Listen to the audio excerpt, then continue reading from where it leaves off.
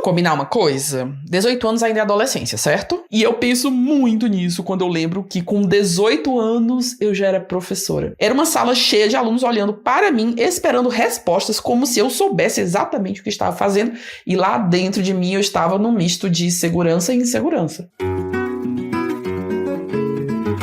Seja bem-vindo, seja bem-vinda a mais um episódio do Tenho Altas Habilidades, em que uma pessoa superdotada, eu, conto histórias de pessoas superdotadas. Essa história pode ter sido minha, pode ter sido sua, pode ter sido de alguma outra pessoa aí que tem altas habilidades. E se você quiser contar a sua história, nos mande no tenhoaltashabilidades.com.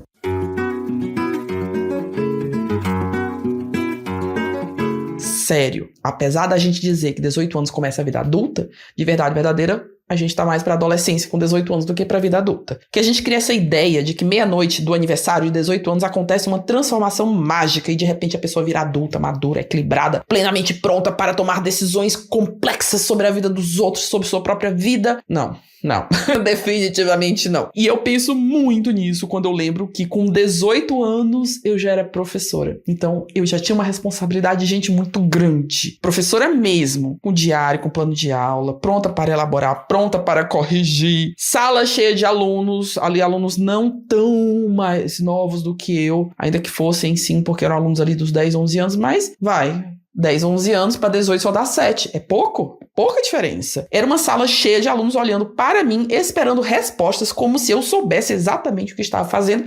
E lá dentro de mim eu estava num misto de segurança e insegurança. Deu certo. Eu acho que deu certo. Do meu ponto de vista, deu certo. Mas foi uma situação assim, meio olhando para trás, pensando em toda a formação de professores com as quais eu lido hoje em dia. Eu falei assim, nossa, você botou mesmo uma pessoa de 18 anos para ser professora desses alunos? Enfim, mas deu certo. E eu dava aula principalmente para alunos, né, como eu falei, de 10, 11 anos. Eram aulas de ciências da quinta série da época, né, hoje o sexto ano. E é engraçado, muito engraçado pensar nisso, porque olhando hoje eu percebo que a distância entre mim e eles era muito menor do que parecia. Muito menor, né? Como eu já falei, é isso mesmo. E ainda estava aprendendo quem eu era. Ao mesmo tempo, eu precisava ajudar outras pessoas a aprenderem também. Então, no meio dessa descoberta, autodescoberta, porque só 18 anos, essa autodescoberta, na verdade, não para nunca. Ela continua. Mas, enfim, naquele momento, ela era mais forte do que é hoje em dia, por motivos de adolescência. E eu lá, tentando me descobrir enquanto adolescente, e eles também entrando na adolescência.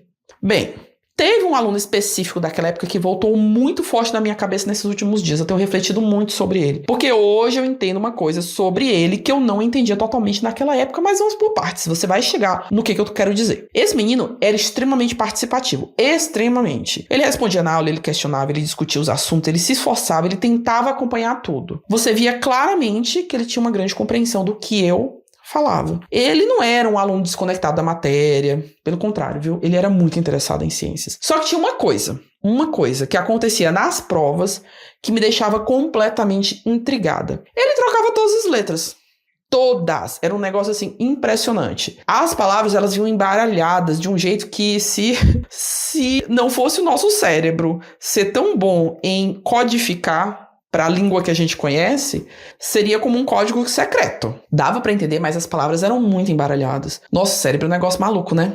Bem, mesmo com as letras trocadas, sílabas invertidas, palavras escritas de forma completamente inesperáveis, ainda assim dava para compreender o que ele queria dizer. E nas respostas de ciências, aquilo ficava muito evidente. Ele sabia do conteúdo, as ideias estavam lá, os conceitos estavam corretos, mas a escrita, nossa! A ortografia estava muito além dos erros comuns. E eu lembro perfeitamente do conflito interno que isso me gerou.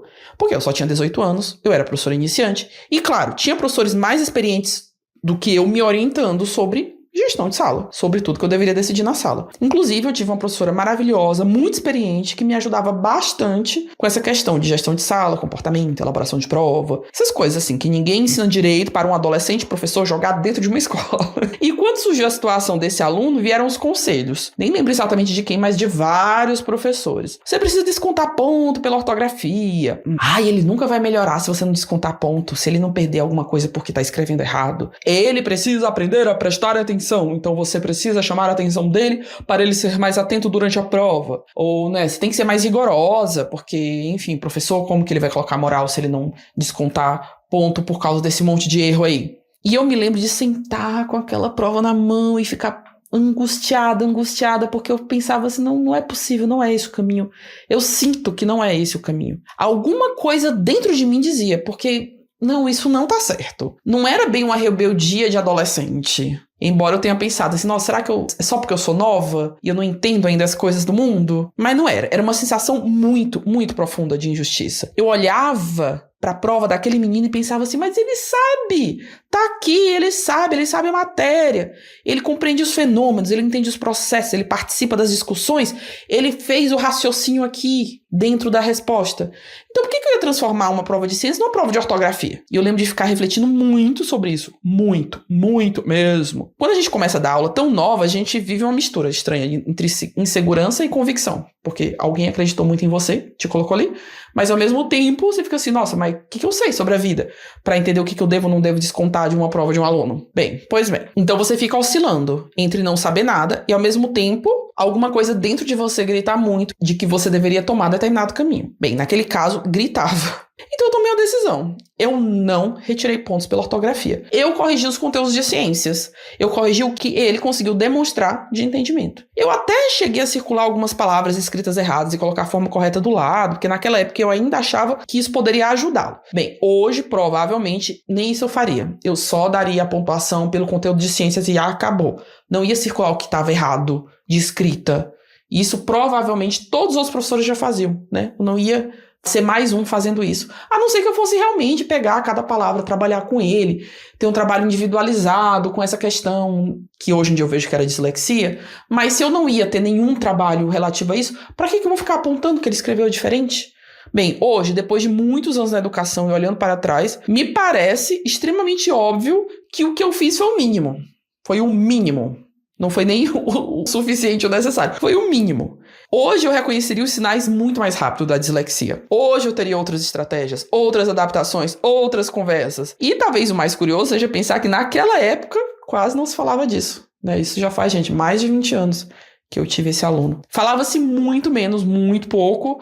Eu diria que zero, porque realmente eu nunca nem tinha ouvido falar de dislexia até muitos anos depois. A tendência era interpretar essas crianças como desatentas, preguiçosas, relaxadas, sem capricho, quando na verdade o que você tem ali é um funcionamento diferente do cérebro. É um cérebro funcionando de outra maneira. E isso mexe comigo muito até hoje, porque eu queria ter sido a voz daquele aluno frente a todos os professores, e eu não fui. Pela inexperiência, pela falta de conhecimento, pela falta de maturidade, mas enfim, foi o que foi. Eu fico pensando quantas crianças cresceram ouvindo que eram desleixadas, que não prestavam atenção, que não se esforçavam, quando, na verdade, estavam lutando contra algo que ninguém enxergava. E tem outra camada disso tudo, que me pega profundamente. Eu só tinha 18 anos, só 18 anos. E mesmo com toda a minha inexperiência, alguma coisa dentro de mim já entendia que avaliar uma pessoa é muito mais complexo do que só olhar para aquilo que ela não consegue fazer. É muito fácil reduzir alguém ao déficit, muito fácil. E hoje eu trabalho para que isso não aconteça com outras crianças. É difícil enxergar a potência no meio da dificuldade. Difícil olhar para um aluno e pensar assim, tá, mas o que ele consegue demonstrar, o que ele consegue fazer? E isso vale não só para a dislexia, claro, para todas. Vale para as altas habilidades, vale para o TDAH, vale para o autismo, vale para todas as questões ligadas a neurodivergências, questões ligadas à educação especial, questões ligadas à inclusão, a todos os âmbitos aí de todas essas áreas de conhecimento. Vale para olhar o aluno enquanto ser integral. Tudo aquilo que ele pode, que ele consegue. A gente ainda constrói muitos sistemas focados no erro, no desvio, na ausência, na inadequação. Quando talvez a pergunta mais importante fosse: quem que é essa pessoa além da dificuldade? Aquele menino não era só o aluno que escrevia errado. Ele era curioso, participativo, questionador, inteligente, engraçado, esforçado. E felizmente naquele momento, mesmo eu sendo quase uma adolescente, tentando brincar de ser adulta, eu consegui enxergar isso, ainda que tenha feito só o mínimo, ainda que me doa saber que eu só fiz o mínimo, mas eu consegui enxergar isso. E a pessoa de hoje se orgulha da pessoa, da adolescente daquela época que conseguiu pelo menos fazer isso.